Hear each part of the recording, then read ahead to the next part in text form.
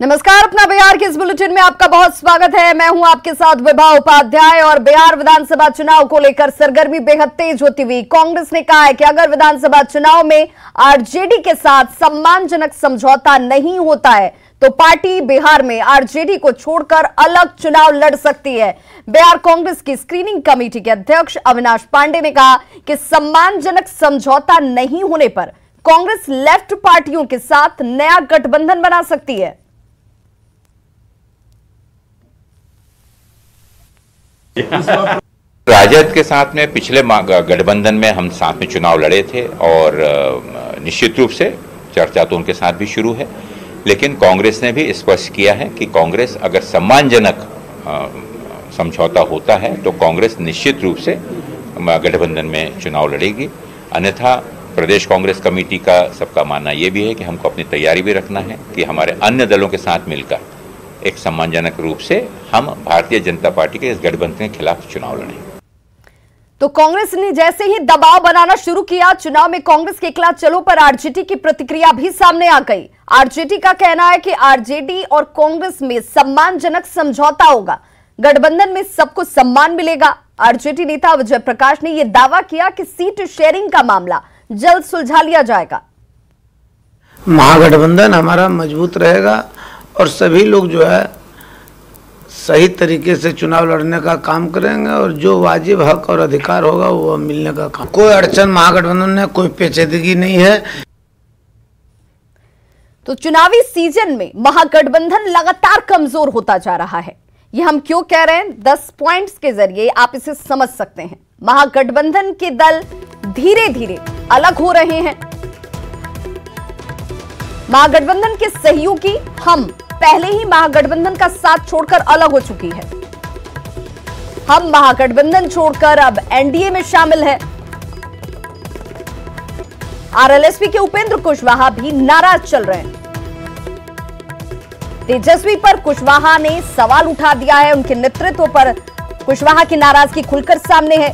सीटों को लेकर लेफ्ट पार्टियां भी नाराज हैं। सीटों पर कांग्रेस पहले से ही सवाल उठाती रही है।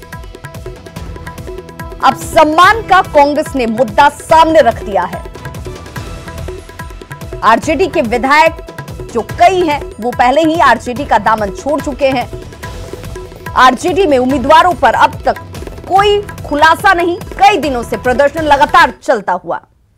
सीट शेयरिंग को लेकर आरजेडी और कांग्रेस में तकरार जारी है, लेकिन आरजेडी सांसद मनोज झा ने इसे किसी तरह के खटपट से इनकार किया है।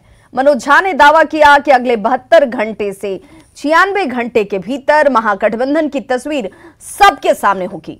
साथ ही उपेंद्र कुशवाहा और जीतन राम मांझी पर भी उन्होंने तंज कसा। कहा कि हो सकता है कि जहां वो जा रहे हैं वहां उन्हें दोगुनी सीट मिल जाए। कोई खटपट नहीं है। मैं पहले भी आपसे कहा है कि गठबंधन अपने आप में कई दलों की चीज हुआ करती है, सिर्फ एक दल का मामला नहीं है। ये खींचतान, ऊपर नीचे, ये सब गॉसिप के लिए सही है, लेकिन उससे ज्यादा इसका वैल्यू नहीं है। कम सीटें ऑफर की जा रही थी आप लोगों की तरफ से, शायद ये वजह है जिसके चलते उन लोगों को जाना पड़ा। उनको सम्मान कम मिला, ऐसा हो सकता है। दोगुनी सीटें मिल जाएं एनडीए में या कहीं और। मुबारक, उनको शुभकामनाएं दे रहा हूं मैं। आप लोगों का कब तक गठबंधन सामने आएगा, तस्वीर कब तक सामने आएगी? मैं समझता हूं कि 72 से 96 घंटे इंतजार करिए, सब कुछ स्पष्ट होगा पूरा ब्लूप्रिंट के साथ। वीआईपी अध्यक्ष मुकेश सहनी ने दिल्ली में अहमद पटेल और पटना में तेजस्वी के साथ मुलाकात की। पार्टी के राष्ट्रीय उपाध्यक्ष ने बातचीत को सकारात्मक बताया है। वीआईपी ने इस बार चुनाव में 25 सीटों पर अपनी दावेदारी जताई है। साथ ही मुकेश सहनी को डिप्टी सीएम बनाने की भी मांग रखी गई है। वीआईपी पार्टी का यह कहना है कि महागठबंधन में पार्टियों की संख्या कम हुई है, लिहाजा वीआईपी को ज्यादा सीटें मिलनी चाहिए। हम लोग हमेशा साथ में रहे। हमारी सिर्फ एक ये डिमांड थी कि हमें कम से कम 25 सीट पे लड़ने के लिए सीट दिए जाएं और हमारे राष्ट्रीय अध्यक्ष महोदय सुप्रीमो श्री मुकेश सहनी जी को उप मुख्यमंत्री के उम्मीदवार के तौर पर महागठबंधन के लिए घोषित किया जाए, और ये डिमांड हमारी इस मीटिंग में भी रही है और उस पर गंभीरता से विचार हो रहा है। तेजस्वी यादव ने बेरोजगारी को लेकर एक बार फिर से राज्य सरकार पर हमला बोला है। तेजस्वी ने बताया कि आरजेडी के बेरोजगारी पोर्टल पर 9 लाख से ज्यादा युवाओं ने अपना बायोडेटा रजिस्टर किया है। वहीं टोल फ्री नंबर पर 13 लाख से ज्यादा लोगों के मिस्ड कॉल आए हैं। तेजस्वी ने एक बार फिर से बेरोजगारी और पलायन के मुद्दे पर नीतीश सरकार पर हमला बोलते हुए कहा कि अब उनकी सरकार आई तो वे बेरोजगार युवाओं को काम देंगे। बेरोजगारी पोर्टल है, उसमें लगभग 9,47,324 बेरोजगार नौजवानों ने अपने बायोडाटा के साथ रजिस्टर किया है। मिस्ड कॉल नंबर पर लगभग 13,11,626 लोगों ने मिस्ड कॉल मार करके रजिस्टर किया, यानी इसका कुल आंकड़ा जो बनता है वो है 22,58,000 का। लेकिन बिहार जो है बेरोजगारी का केंद्र बन चुका है इस देश में। सबसे ज्यादा पलायन यही होता है, सबसे ज्यादा गरीबी और भूखमरी बिहार में ही है। बांका में इस बार चुनावी लड़ाई बेहद दिलचस्प है। आरजेडी छोड़ जेडीयू का दामन थामने वाले जावेद इकबाल अंसारी एक बार फिर से आरजेडी में वापस लौट आए हैं। ऐसे में पूरी संभावना है कि इस बार राजस्व मंत्री रामनारायण मंडल और जावेद इकबाल अंसारी के बीच सीधा मुकाबला देखने को मिलेगा। दोनों चुनावी तैयारियों में जुटे हैं और शह और मात का खेल जारी है। एक तरफ आरजेडी उम्मीदवार बीजेपी को पटखनी देने की बात कह रहे हैं, तो रामनारायण मंडल चुनावी पिच पर हैट्रिक लगाने में जुटे हैं। वापसी के बाद लोगों में एक विश्वास जगा है, हमारे जो राष्ट्रीय जनता दल के वोटर्स हैं उसमें एक विश्वास जगा है कि अब लड़ाई मजबूती के साथ हम लोग लड़ेंगे और निश्चित ये सीट जो है हम लोग जीतेंगे। लेकिन कुछ लोग हैं जो प्रायोजित लोग हैं, एक तरह से कहा जाए, चाहे वो बीजेपी की तरफ से हो। विगत 5 बार से मैं यहाँ चुनाव जीतता रहा हूँ, यहाँ तक अपने मोर्चाबंदी की बात कहा है। स्वाभाविक है, जो तेज चलता है आगे चलता है, और इस प्रमंडल में मैं इकलौता मंत्री हूँ, तो स्वाभाविक है लोग चाहता है इनको रोका जाए। नालंदा के परवलपुर थाना क्षेत्र में चोरी के आरोपी की ग्रामीणों ने हत्या कर दी। बताया जा रहा है कि मिर्जापुर गांव में एक युवक को ग्रामीणों ने चोरी करते हुए रंगे हाथों पकड़ा था, जिसके बाद उसकी जमकर पिटाई की गई। पिटाई के बाद युवक को सड़क के किनारे फेंक दिया गया। घटना की जानकारी मिलते ही थानाध्यक्ष पहुंचे और गांव पहुंचे, जहां पर उन्होंने बिहार शरीफ सदर अस्पताल में इस शख्स को ले जाकर भर्ती कराया। इलाज के दौरान इस शख्स की मौत हो गई। मौके से पुलिस को मिली एक बाइक के आधार पर युवक की पहचान की कोशिश की जा रही है।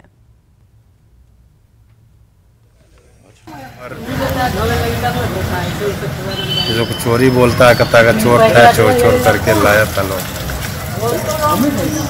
अभी पहचान नहीं हुई है? पहचान तो अभी तत्काल नहीं हुई है। मेरे घर में चोर घुस गया और हम लोग हल्ला किए तो बाहर भागा। गांव वाले सब जुट कर उसे पकड़ कर मारने लगे। अच्छा, तो क्या हुआ? फिर जनता लोग मार लगे, तो फिर उसका मतलब फिर बच्चे पुलिस पर आया, पुलिस ले आया, बच्चा वहाँ बच रहा था, पुलिस आते थे, यहाँ पर मर गया। बड़ी खबर पूर्णिया से, जहां के दर्दनाक सड़क हादसे में एक कार सवार की मौत हो गई, जबकि 3 लोग गंभीर रूप से घायल हो गए। घटना NH 75 पर जलालगढ़ ओवरब्रिज के पास की है, जहां तेज रफ्तार कार ट्रक में जा घुसी और मौके पर ही कार ड्राइवर की मौत हो गई, जबकि 3 लोग घायल हुए हैं और सभी घायलों को इलाज के लिए अस्पताल में भर्ती कराया गया है। तस्वीरें आपके सामने, किस तरीके से दर्दनाक ये हादसा, तेज रफ्तार कार इस ट्रक में जा घुसी, जिससे ड्राइवर की घटनास्थल पर ही मौत हो गई।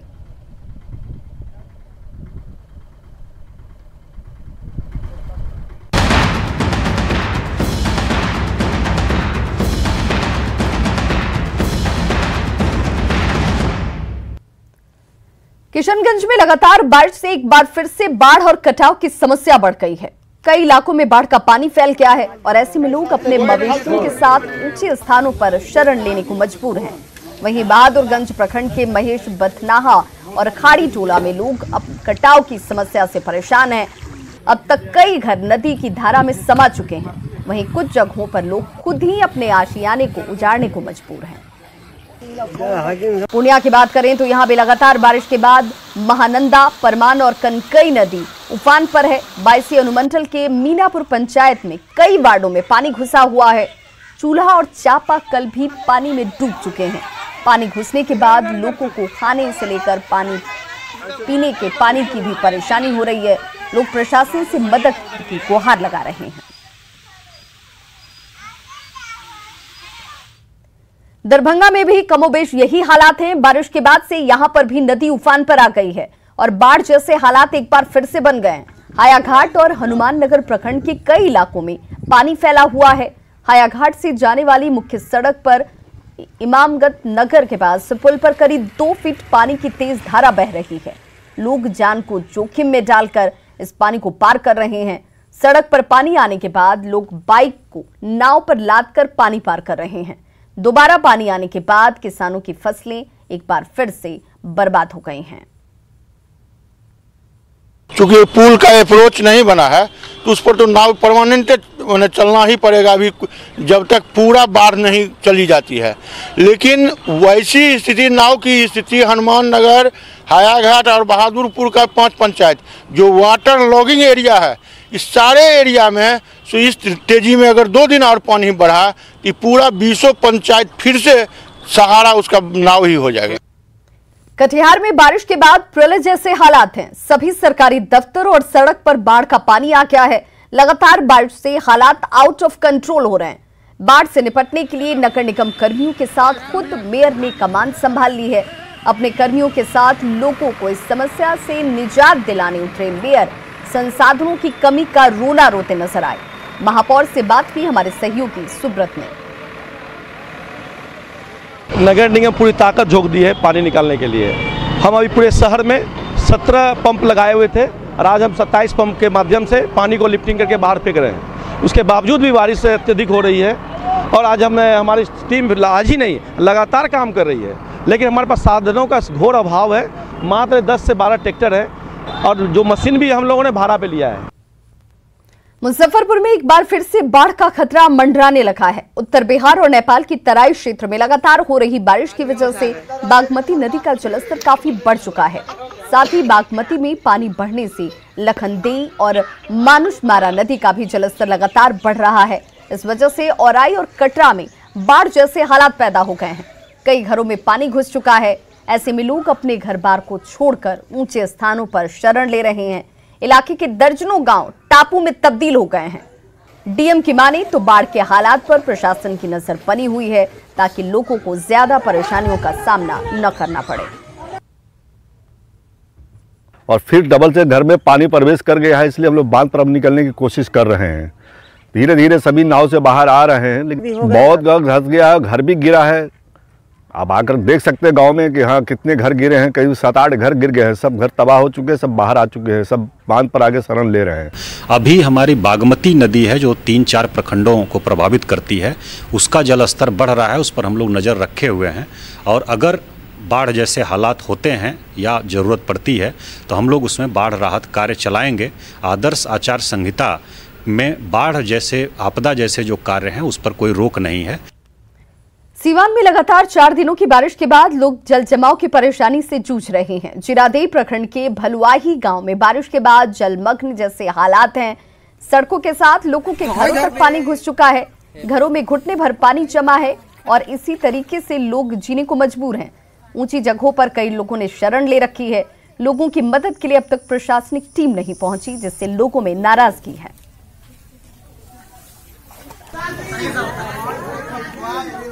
घर में घर दिया सब ढह गया। पलानी मेरा ढह गया। हमारा पलानी का घर और दूसरा क्या है सुत्ते बैठे का की भी वजन है। नहर पर जाएंगे और कहाँ जाएंगे बारिश से। अच्छा तो घर वगैरह पानी भी सब डूब गए। बात खाए पिए के अनाज पानी सब कुछ ना मिले। अच्छा और क्या खाना वगैरह भी कहीं आप लोग को मिला कि आप लोग भूखे ही हैं? हाँ वही ना पानी जा राती से। कब से? रात से पानी आया? हाँ रात से। घर में कितना पानी लग गया है? पानी ठेहुन भर लग गया। गोपालगंज के पास सारण तटबंध दोबारा टूटने के बाद छपरा में फिर बाढ़ का खतरा मंडराने लगा है। तरैया, पानापुर समेत कई इलाकों में एक बार फिर से बाढ़ का पानी नए इलाकों में प्रवेश कर आया है। लोगों की मुश्किलें लगातार बढ़ती जा रही हैं। लोग एक बार फिर से सारण तटबंध पर शरण लेने के लिए पहुंचने लगे हैं। लोग घूमने आते हैं तो अभी पीछे आए थे तो काफ़ी बाढ़ आया हुआ था, फिर हम चले गए थे और फिर वापस आए तो हमें दिल्ली गए थे और फिर वापस आए तो हमें पता भी नहीं था कि दोबारा बाढ़ आ चुका है और हमारे घर में पूरा पानी भर चुका है। फिलहाल हमारे पास रहने के लिए यह बना पे बैठे हुए हैं। बिहार बीजेपी के प्रदेश अध्यक्ष ने महागठबंधन के साथ किसान बिल के विरोधियों पर हमला बोला है। संजय जायसवाल ने कहा कि घोटाले से बचने के लिए महागठबंधन का निर्माण किया गया है। साथ ही उन्होंने अकाली दल पर हमला बोलते हुए कहा कि किसानों को जहां अच्छा दाम मिलेगा वहीं वो फसल बेचेगा। महागठबंधन बना ही इसलिए है कि एक दूसरे के घोटालों से बचाया जाए। उनका एक ही एजेंडा है कि किस प्रकार केंद्र में कांग्रेस के घोटालों से सबों की रक्षा की जा सके और किस प्रकार बिहार के द्वारा नेताओं के महागठबंधन नेताओं द्वारा किए गए घोटालों की रक्षा की जा सके। यह पूरा महागठबंधन ही घोटालों के आधार पर बना है। किसानों के पक्ष में इससे बड़ा कोई बिल नहीं हो सकता है। जिनकी यह मानसिकता है कि किसान उनके राइस मिल के गुलाम बने रहें, उनको तो तकलीफ होनी ही है। चुनाव नजदीक आते ही नेताओं के दौरे भी शुरू हो चुके हैं। बीजेपी के राष्ट्रीय प्रवक्ता शाहनवाज हुसैन इन दिनों सीमांचल के दौरे पर हैं। अररिया पहुंचे शाहनवाज हुसैन ने आरजेडी पर हमला बोला। उन्होंने कहा कि लालू जी बड़े नेता थे तो उनके पुत्र तेजस्वी ने उन्हें पोस्टर से ही गायब कर दिया। उन्होंने कहा कि तेजस्वी यादव खुद लालू प्रसाद पर चर्चा तक नहीं करना चाहते। शाहनवाज हुसैन ने बिहार में अब की बार 220 सीटें जीतने का दावा किया। आपके जिला से बाहर है। लालू जी का लालटेन तो दिख रहा है, लेकिन लालू जी का चेहरा किसी भी पोस्टर में भी नहीं है। हम लोग इस बार के चुनाव में मकसद है कि 2020 है और हम लोग 220 जीते। पूर्वी चंपारण में लगातार 3 दिनों की बारिश के बाद सिकहरना नदी उफान पर है। लालपरसा गांव में घुमनी टोला में तेजी से कटाव जारी है। सुगौली नगर पंचायत में भी बांध पर भारी दबाव है। बांध के अधिकांश हिस्से सिकहरना नदी में पहले ही समा चुके हैं। सिकहरना नदी का पानी निचले इलाकों में भी अब फैलने लगा है। खेतों में कटाव के बाद अब गांव और घरों तक कटाव का यह खतरा मंडराने लगा है। नदी काटिए ला सब काटी। अब देख बानो झूठो का बनवनी तो अब हमनी के तो मर तानी सन रोग लेखा खूब ठीक बाटे, बहुत बढ़िया बा। हाँ निचका रहती तब तो कोनो बातवे ना रहल कि देखती कि हम मर जाम सन की जीएम सन, रात में तो दहा जाम सन, मुख में लाग जाम सन, बहुत बढ़िया रही, बहुत अच्छा रही। रक्सौल में बूढ़ी गंडक नदी उफान पर है। सुगौली के ग्रामीण इलाकों के साथ नगर पंचायत में भी पानी फैला हुआ है। सुगौली थाना भी पानी में पूरी तरह से डूब चुका है। बाढ़ की वजह से किसानों को सबसे ज्यादा नुकसान उठाना पड़ा है। दूसरी बार लगाए गए धान के बिचड़े भी पानी में डूब चुके हैं। कई जगहों पर नदी के कटाव की वजह से लोगों में दहशत है।